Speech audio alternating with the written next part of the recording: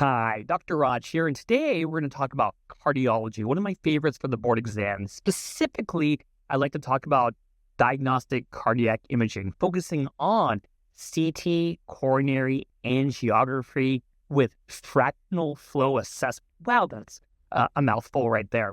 So when do I think about using this diagnostic imaging in someone that comes into the emergency department and their workup for coronary artery disease is so far negative? What is going on?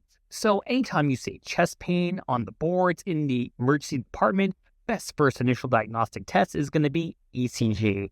And in this example, it's going to be negative because if it was positive ST elevation or depression, we'll be talking about acute coronary syndrome.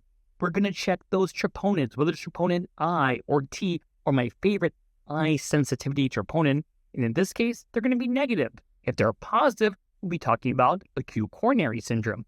So now the patient asks you on the boards, hey, if the ECG is negative, the troponins are negative, how do I know for sure it's not my heart? Your job is to risk stratify them. What is their risk for coronary artery disease? Is it low? Is it moderate? Is it high? Then after that, you may choose something very traditional, like a cardiac stress test, make them run on the treadmill, or give them some chemicals and do a nuclear scan.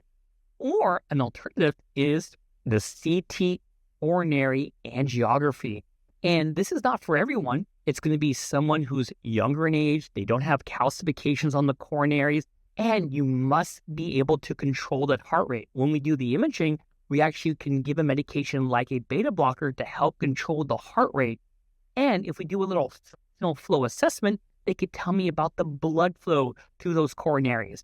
So this diagnostic imaging is a high-yield topic for your board exams.